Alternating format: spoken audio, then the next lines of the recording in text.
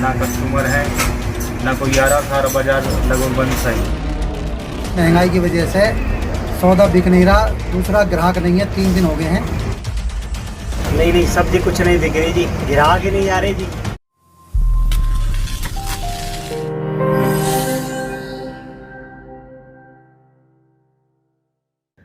सोमवार को मेवात में ब्रज शोभा यात्रा के दौरान मुस्लिम समुदाय के लोगों ने प्री प्लान तरीके से हिंदू संगठन के लोगों पर हमला करते हुए जहां सैकड़ों गाड़ियों को आग के हवाले कर दिया था, वहीं इस मामले में करीब आधा दर्जन लोगों की मौत भी हुई है।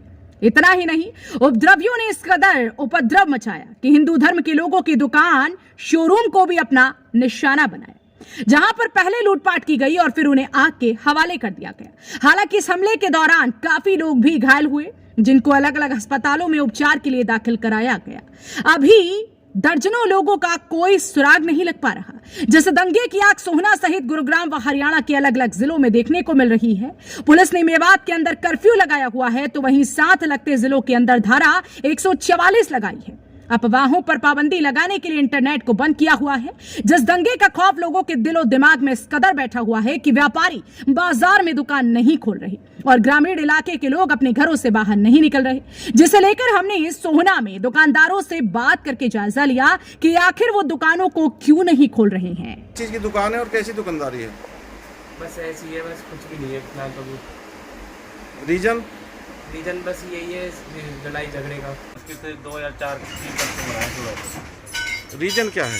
रीजन एक तो बाजार में कोई नहीं है, ना कस्टमर है, ना कोई आ रहा। सारा बाजार लगभग बंद सही है। बंद का रीजन क्या माना जाए? बंद का रीजन कस्टमर नहीं है। अच्छा, मतलब आ नहीं रहे लोग बाजार हाँ, में, नहीं है, इसीलिए बंद है। हाँ। दुकानदारी कम है जी, क्योंकि ना तो कोई ग्राहक व्राहक आ रहे हैं जी यहाँ पे, और बाकी जो दुकानदार अपने हैं वो फ़ोन करके आ जाते हैं। बाकी वैसे पर्सनल मतलब रोजमर्रा का तो कोई नहीं आ रहा जी। तो अधिकतर बाजार बंद है, इसका कारण क्या माना जाए? भाई इसलिए दुकानदार दुकान नहीं खोल रहे जी, क्योंकि भाई ग्राहक है नहीं बाजार में। अभी आप देख लो, सारा खाली पड़ा हुआ है।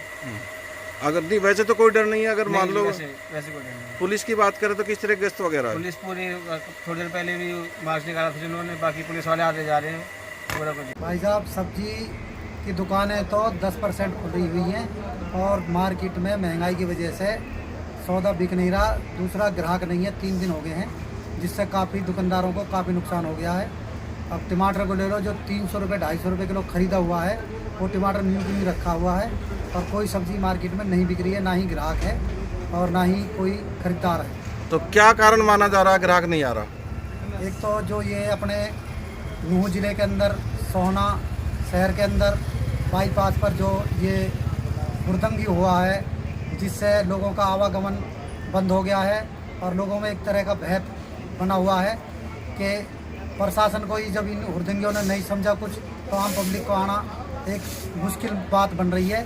जो व्यवस्था की बात है, कानून व्यवस्था की बात है, फिलहाल तो ठीक है, लेकिन ठीक तो जब मानी जाए जब आम पब्लिक आवे और मतलब सुचारू रूप से कार्य चले। नहीं सब्जी कुछ नहीं बिक रही जी। कैसे, क्या बात? ग्राहक ही नहीं आ रहे जी। क्या बात होगी, ग्राहक कैसे नहीं आ रहे? ग्राहक आ ही नहीं रहे जी, कोई एक भी ग्राहक नहीं आ रहा जी। सब्जी तो जब भी बिकेगी जब ग्राहक आएंगे जी। नुकसान ही है जी, फायदा कुछ नहीं है। फायदा नहीं हो रहा? नहीं। कितना नुकसान हो रहा है? काफी नुकसान ही है जी, सारी सब्जी खराब हो जाती है जो बचती है जी।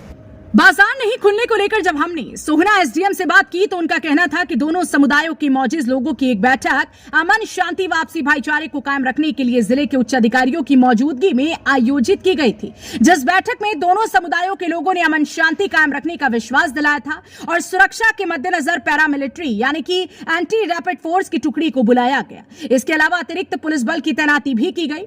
इलाके के मुख्य चौक चौराहों पर बैरिकेडिंग करके पुलिस की तैनाती की गई, ताकि कोई उपद्रवी किसी उपद्रव को अंजाम न दे सके। वहीं बाजार को खोलने के लिए भी कहा गया, लेकिन अभी लोग बाजार में नहीं आ रहे, जिसकी वजह से दुकानदार अपनी दुकानों को नहीं खोल रहे। 1-2 दिन में जैसे ही स्थिति सामान्य होगी, वैसे ही बाजार भी खुलने लगेगा और लोगों का आवागमन भी शुरू हो जाएगा। दोनों पक्षों के बीच में पीस कमेटी की मीटिंग हुई, जिसमें DCP south, DCP headquarter, DC साहब और मैं भी उसमें था, और बाकी दोनों पक्षों से जो मौजूद लोग वहाँ पर मौजूद थे उन सब के बीच में वार्ता हुई। सफलतापूर्वक बातचीत रही। दोनों पक्षों ने कहा कि जी हम सौहार्दपूर्ण वातावरण बनाना चाहते हैं। आपसी बातचीत से मतभेद जो भी है, अगर डिफरेंस ऑफ थॉट्स है तो विचारों का अगर कुछ मतभेद है तो उसको मिटाना चाहते हैं, आपसी भाईचारा मेंटेन करना चाहते हैं। और उसके बाद सारी चीज़ें ठीक हैं। अभी तक कोई ऐसा इस तरीके का कोई इंसिडेंट भी नहीं आया है। सुरक्षा की दृष्टि से हमने पर्याप्त मात्रा में पुलिस फोर्स लगा रखी है। कम से कम पूरे शहर में 6-7 जगह पे पुलिस के नाकेज लगा दिए गए हैं। जहाँ पे जो सेंसिटिव पॉइंट्स थे वहाँ पे भी अलग से पुलिस सुरक्षा दी गई है। जो हमारा सबसे मेन अम्बेडकर चौक है वहाँ पे स्टेशन कर रखे हैं हमने एक यूनिट ऑलरेडी वहाँ पे। उसके अलावा एक रैपिड एक्शन फोर्स की एक कंपनी हमने कल बुलाई थी, वो भी यहाँ पे स्टेशन कर दी गई है। तो किसी भी तरीके का अगर कोई भी एंटी सोशल एलिमेंट्स हैं, सामाजिक तत्व कोई भी अगर इस तरीके की इशू क्रिएट करना चाहेंगे तो उनसे हम सख्ती से निपटेंगे।